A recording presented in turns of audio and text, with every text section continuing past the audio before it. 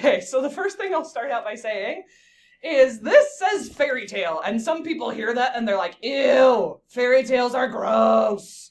So don't worry, there's a way to make this fun for everybody. Don't worry if you hate fairy tales, you're going to have so many options on this project to make it fun. But make sure you're here. We're going to do a couple of different things. The other thing I'll start out by saying is you guys have been such a good class that I'm going to do what I haven't normally done. Like, I've never done this. But I'm going to let you guys work with a partner on this project. So you need to listen to the instructions, but while we actually start doing the project, I'm going to let you work together because you've just done such a great job. So yeah. So this is called, and make sure you're focusing here, this is called a fractured fairy tale. And fractured fairy tales basically take a story that you know, and they do something new and different with it. So they might change or fracture the story because they changed the characters, or they changed where it's happening, or they changed what was happening. So let's kind of scroll down. Everybody come to step 1 with me. So we're here, and everybody come to step 1. You're going to want to do this on your computer.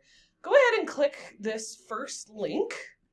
I'm just going to start by showing you a bunch of examples of fractured fairy tales. So kind of scroll through here. I like Santa Claus and the 3 bears instead of Goldilocks, or instead of the 3 little pigs, it's the 3 little tamales.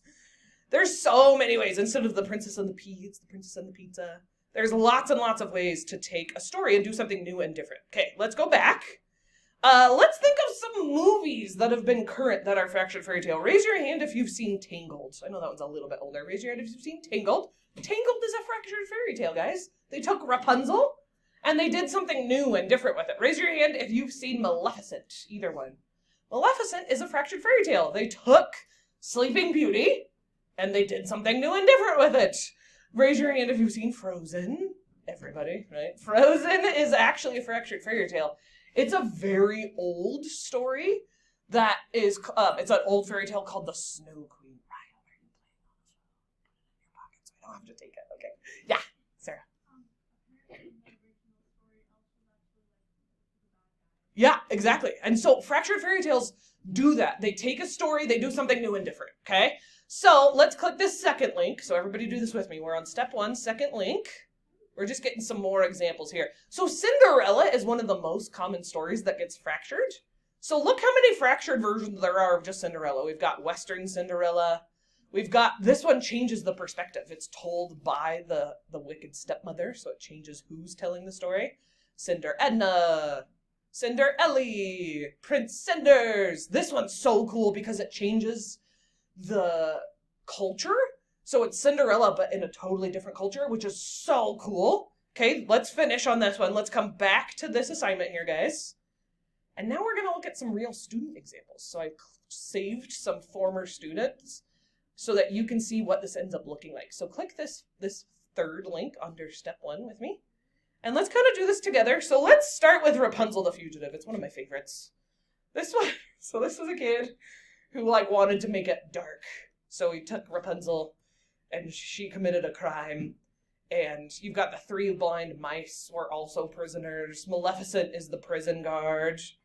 Okay, so that's one example. Let's come to this one.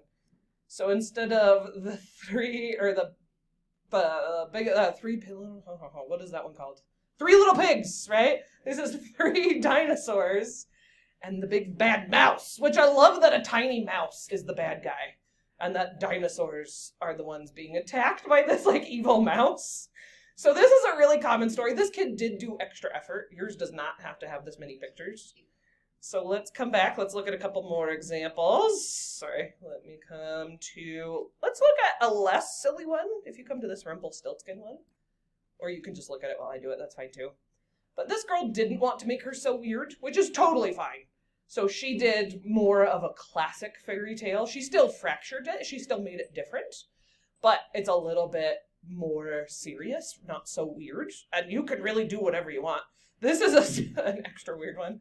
So this is Oliver Hansen. He's a current 8th grader, but I had him back in 6th grade. So he wanted to do Harry Potter, but he made it really weird. So his is Scary Slaughter, but he also really loves Dwayne The Rock Johnson. So he figured out a way to add him into his story. And you can tell he did so much more than he needed to do. He had fun putting all these different pictures together. So it's Harry Potter, but definitely not Harry Potter as we know it. let's look at this one. So when I said fairy tale, I really don't want you to think you actually have to do a fairy tale. This kid was really obsessed with Star Wars and basketball, so he figured out a way to put those two things together, and it was great. And so even though it's not a fairy tale, he still did the idea where you take a story and you do something new and different with it. So he's got a little bit of Star Wars, a little bit of basketball. Then we're almost done with student examples and we'll move on. Let's look at this one. So this is another Harry Potter one, but less weird. So it's more like obvious Harry Potter. So we're really just telling a short story with this project. It's just the short story is going to be broken up into different slides. Last one is pretty funny. I love this one because instead of the ugly duckling, it became the ugly and radioactive goose, which is such a weird twist. So I hope that seeing some student examples show you that you really can make this pretty weird. And there's kind of something for everybody in this project. Okay. So we're done looking at examples, so everybody get here. We're on step 2. I want to see this on everybody's screen. And remember, Candy is on the line that you're following along with me, so get here. It's super easy to get an A on this assignment, but make sure this is on your screen right now. Really, this is how I grade this assignment. It's very easy. So let's go over a couple of these. So it says inclusion of story elements. The student has included and altered the character, setting, and plot in an original way. That's the whole point. You take something that already exists, you do something new and different with it. Then you have compare and contrast. The student did an excellent job of balancing similarities and differences so the reader can still easily identify the original tale. Guys, that means you straight up get to keep some of the original story. I am allowing you to plagiarize on purpose. I'm allowing you to take the story and change some of it, but to also keep some of it. Not all of it has to change, okay? Organization. The fairy tale is well organized. Events and ideas follow a logical sequence with clear transitions. Basically, do you have a beginning, middle, and end? Which is very easy to do. Creativity. Shocking that in a creative writing class, the teacher would be asking you to be creative.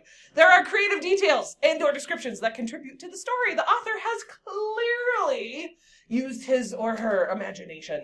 And then this is the part I'll grade the easiest.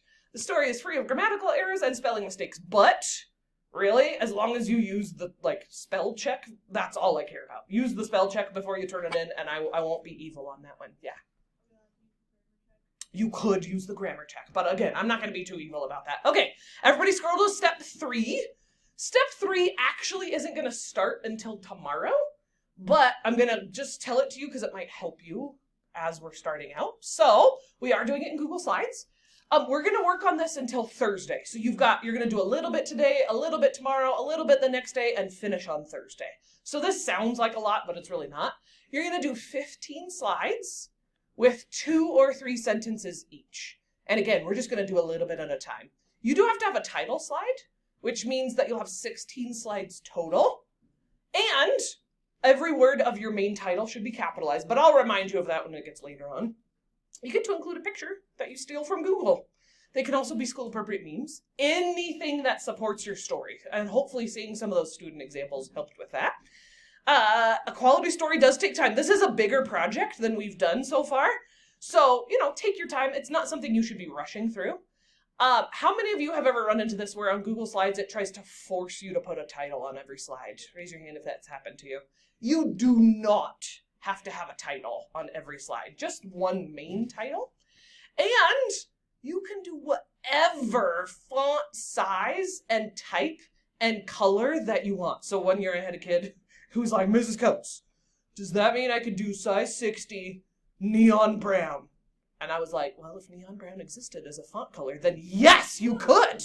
So anything you want to do to make it look fun, any font size, type, and color. And if you do extra stuff on this project, like adding backgrounds, or adding transitions, or adding pictures, or doing extra sentences, there are, just like always, a ridiculous amount of coins that I end up giving for this project.